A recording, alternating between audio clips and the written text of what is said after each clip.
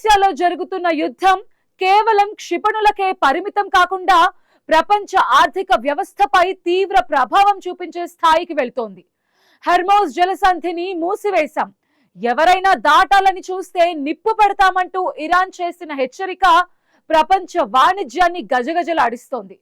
Hormuz జలసంధి దగ్గరికి వచ్చే నౌకలపై బాంబులతో దాడి చేయకుండా ఇరాన్ సిగ్నల్ వార్ ప్రారంభించింది.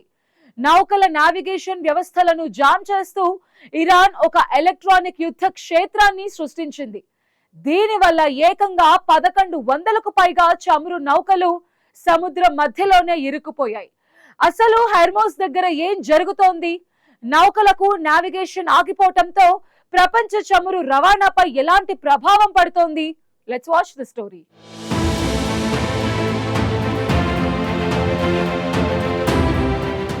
పశ్చిమాసియాలో నెలకొన్న ఉద్రిక్త పరిస్థితులు ఇప్పుడు ప్రపంచ ఆర్థిక వ్యవస్థను తాకే స్థాయికి చేరుకున్నాయి. ఇప్పటికే ముడి చమురు ధరలు పెరుగుతూ ప్రపంచ మార్కెట్లను కలవరపెడుతుండగా హార్మూజ్ జలసంధిని మూసివేశామని ఇరాన్ ప్రకటించడం అంతర్జాతీయ స్థాయిలో ఆందోళనలను మరింత పెంచింది.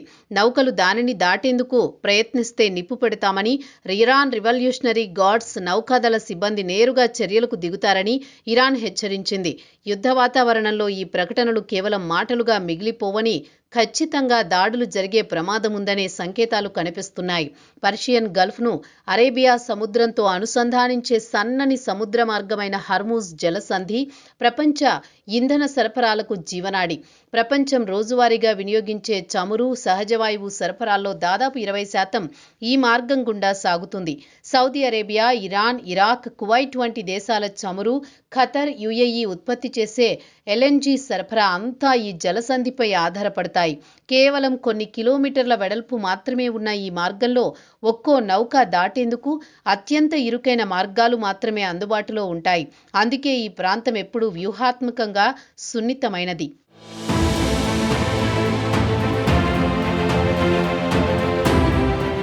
ఖమేనీ మృతితో రగిలిపోతున్న ఇరాన్ తన రివల్యూషనరీ గార్డ్స్ నౌకాదళాన్ని రంగంలోకి దింపి ఈ మార్గాన్ని మూసివేసింది. ఏ నౌక కదిలినా కాల్చివేస్తామని భీకర హెచ్చరికలు జారీ చేసింది.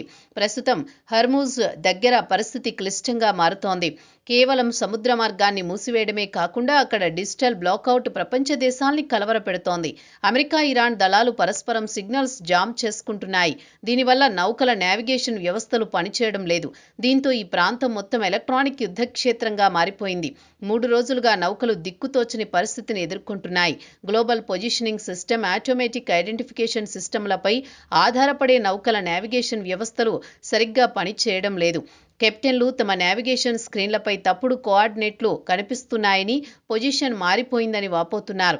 ఇరాన్ వాడుతున్న కోబ్రా V8 సయ్యద్ 4 ఎలక్ట్రానిక్ యుద్ధ వ్యవస్థలు నౌకల కంప్యూటర్లను గందరగోళానికి గురిచేస్తున్నాయి. దీనివల్ల నౌకలు తాము ఎక్కడున్నామో తెలియక తప్పుడు కోఆర్డినేట్స్ చూపిస్తూ దిక్కుతోచని స్థితిలో ఉన్నాయి. ఇరుకైన మార్గంలో సిగ్నల్స్ లేకుండా ముందుకు వెళితే నౌకలు పరస్పరం ఢీకొనే ప్రమాదం ఉంది.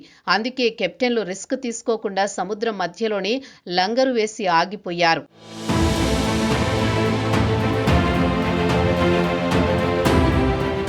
ఇక ఈ జామింగ్ వల్ల శాటిలైట్ సిగ్నల్స్ బలహీనమవుతాయి. స్పూఫింగ్ వల్ల నౌకల కంప్యూటర్లు తప్పుడు స్థానాలను చూపిస్తాయి. ఇరాన్ వినియోగిస్తున్న ఎలక్ట్రానిక్ యుద్ధ వ్యవస్థలు సుమారు 250 కిలోమీటర్ల పరిధిలోని శాటిలైట్ల సిగ్నల్లను గందరగోళపరచగల సామర్థ్యం కలిగి ఉన్నట్లు విశ్లేషకులు చెబుతున్నారు. 3 దేశాల లక్ష్యం తమ యుద్ధ నౌకలను రక్షించుకోవడమే అయినప్పటికీ దాని ప్రభావం వాణిజ్య నౌకలపైన తీవ్రంగా పడుతోంది. ఈ డిజిటల్ బ్లాకౌట్ కారణంగా హర్మూజ్ వద్ద ఉపగ్రహ చిత్రాల ప్రకారం 1100కు పైగా చమురు నౌకలు ఇరుక్కుపోయినట్లు తెలుస్తోంది. వాటితో పాటు కెప్లర్ గణాంకాల ప్రకారం 150 ఆయిల్ ట్యాంకర్లు హర్మూజ్ నుంచి బయటపడేందుకు ఎదురు చూస్తుండగా తూర్పు వైపున మరో 60 ట్యాంకర్లు నిలిచిపోయాయి. ప్రస్తుతం ఎలక్ట్రానిక్ జామింగ్ కారణంగా పరిస్థితి మరింత దిగజారింది.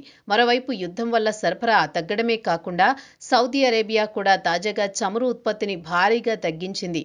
ఈ పరిణామాలతో అంతర్జాతీయ మార్కెట్లో చమురు ధరలకు రెక్కలొస్తున్నాయి. ఇప్పటికే సరఫరా నిలిచిపోవడంతో భారత్, చైనా, జపాన్ వంటి దేశాలకు ఇంధన ఇక్కట్లు మొదలయ్యాయి. ఇరాన్పై ఇజ్రాయెల్, అమెరికా దాడుల్లో సుప్రీం నేత ఖమేనీ మృతి చెందాడనే వార్తల నేపథ్యంలో ఇరాన్ తీవ్ర ఆగ్రహంతో ఉంది. ఈ కోపావేశంలో హార్మూజ్ను మూసివేసినట్లు ప్రకటించడం వ్యూహాత్మక ఒత్తిడి చర్యగా కనిపిస్తోంది. ప్రత్యక్ష యుద్ధానికి తోడు ఆర్థిక ఒత్తిడి సృష్టించడం ద్వారా ప్రపంచ దేశాలను ప్రభావితం చేయాలనే ప్రయత్నం కావచ్చని విశ్లేషకులు భావిస్తున్నారు.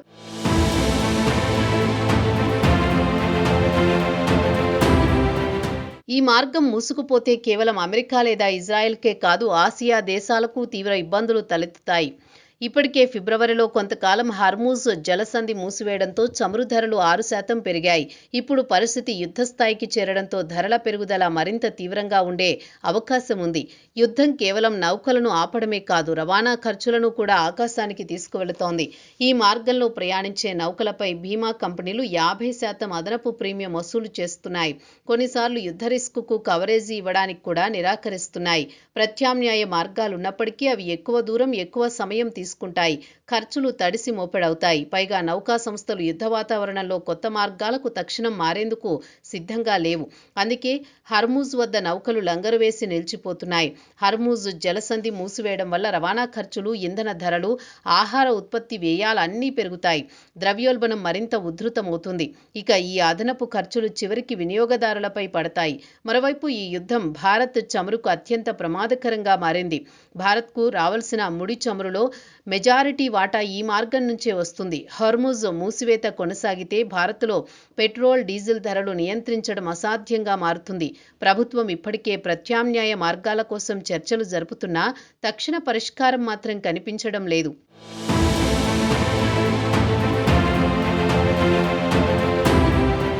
మొత్తంగా పశ్చిమాసియాలో జరుగుతున్న పరిణామాలు ఒక ప్రాంతీయ ఘర్షణగా మాత్రమే కాకుండా ఇది ప్రపంచ ఇంధన భద్రతకు సంబంధించిన సంక్షోభంగా మారింది. హర్మూజ్ జలసంధి చుట్టూ జరుగుతున్న ఈ పరిణామాలు ప్రపంచ ఆర్థిక వ్యవస్థను కుదిపేస్తున్నాయి.